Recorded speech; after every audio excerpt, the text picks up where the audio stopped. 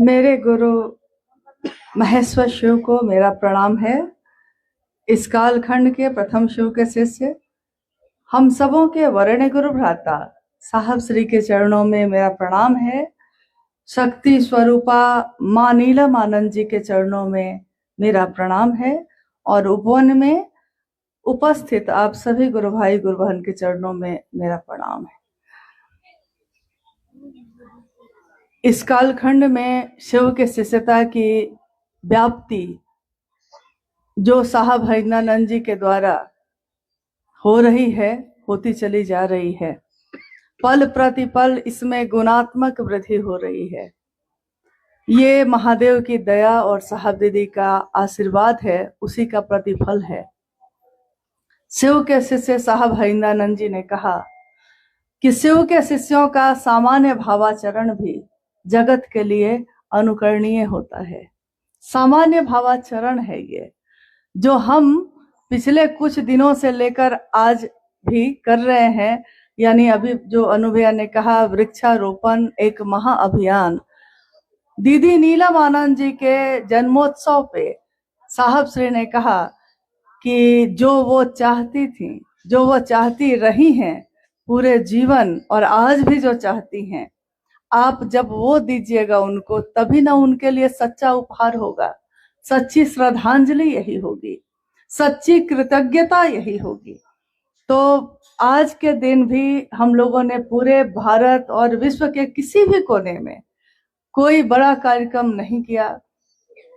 सभी जगहों के गुरु भाई गुरु बहन किसी न किसी नए व्यक्ति से महादेव की बात कर रहे हैं। इस पल में भी कितनी घोषणा से ये वातावरण, ये माहौल गुंजायमान हो रहा होगा अभी, और हो रहा है उस तरफ कि आज से और अभी से इन्होंने महेश्वर शिव को अपना गुरु बनाया है।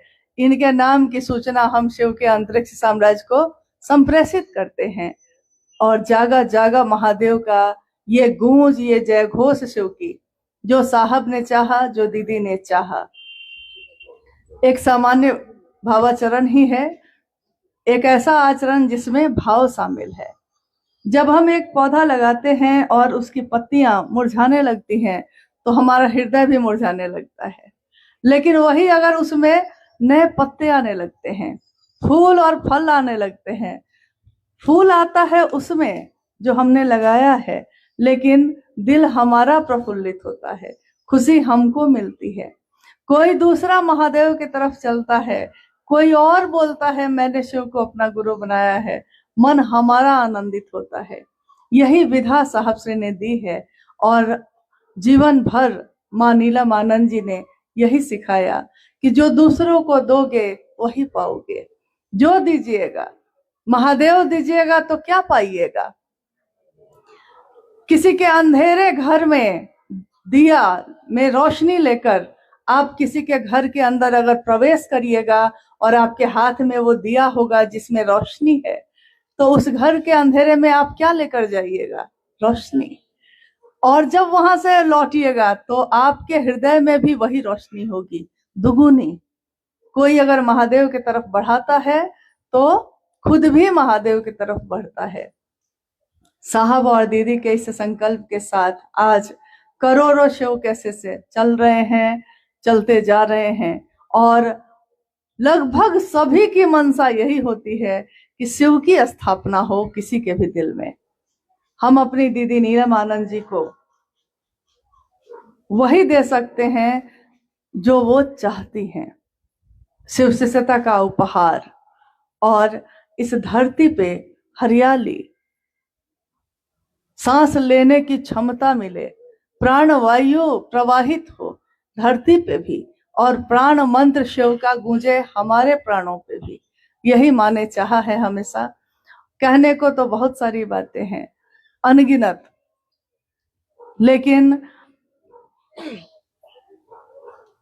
वो बातें, वो उनकी बोली हुई हर बात गूंजती ही रहती है। शब्द मौन हो जाते हैं।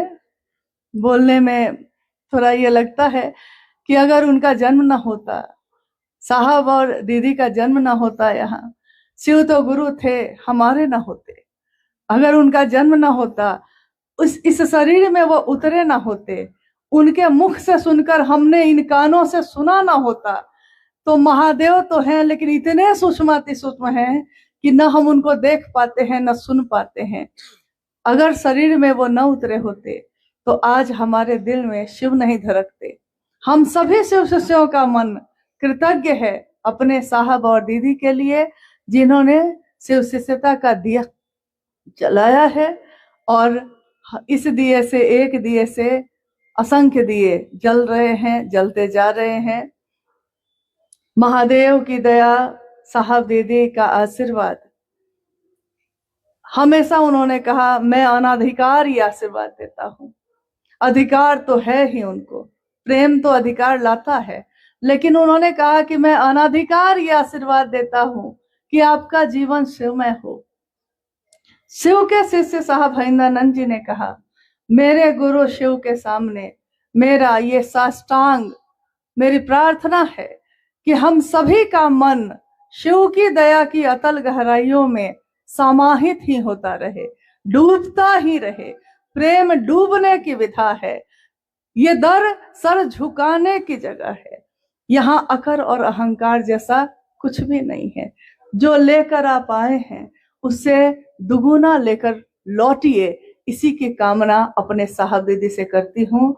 और आप सबका बहुत आभार भी है कि इस अव्यवस्था में, जिसमें हम लोग बहुत बड़ी व्यवस्था नहीं दे पाते हैं, अक्सर नहीं दे पाते हैं, और मन दुखी तो होता है, लेकिन एक तरफ ये भी लगता है कि शिव के शिष्यों के लिए क्या व्यवस्था, पूरी धरती उनकी जगह है, पूरा आकाश ही उनकी छत है।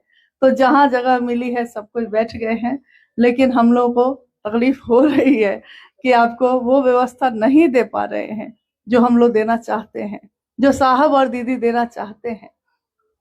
लेकिन जब महादेव की बात उन्होंने शुरू की थी तो इसी जमीन पे अखबार बिछाकर, घास के मैदान में बैठकर साहब और दीदी ने महादेव की बात शुरू की थी। अगर नहीं शुरू की होती तो लोग महादेव के तरफ नहीं चल पाते, सामान्य और अति सामान्य लोग नहीं चल पाते।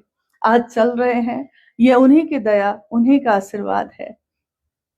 मंडल सर लगातार महादेव के काम में इस उम्र में भी जिस जज्बे के साथ चलते हैं, अनुकरणीय है। शिव के शिष्य का हर आचरण अनुकरणीय है। हम सभी यही संकल्प लेते हैं कि इस जीवन के अंतिम क्षण तक हम अपने साहब और दीदी के प्रति कृतज्ञ रह सकें। उन्होंने जो दुनिया बनाई है उस दुनिया की एक इकाई है, हम एक अंश हैं, लेकिन सब मिलकर एक हो गए हैं। बिखरे बिखरे तारे हैं हम, आकाश तो एक ही है। झिलमिल झिलमिल रोशनी है हमारी, सबकी अलग अलग है, सबका दिया अलग अलग है, लेकिन रोशनी तो सबकी एक ही है। कोई चांदी का है, कोई सोने का है, कोई मिट्टी का है, लेकिन रोशनी चांदी, सोने और मिट्टी की नहीं होती। जो रोशनी है उसकी कोई कीमत नहीं लगाई जा सकती। बेशकीमती है शिव की शिष्यता, और बेशकीमती है साहब और दीदी। हम सबों के लिए साहब दीदी बैठे हैं हमारे सीने में, हमारे दिल में, और हम उन्हीं के प्रति कृतज्ञ हैं। महादेव की दया बनी रहे और आप सब, हम सब मिलकर इस संकल्प को पूरा करें। आप सभी के चरणों में मेरा प्रणाम।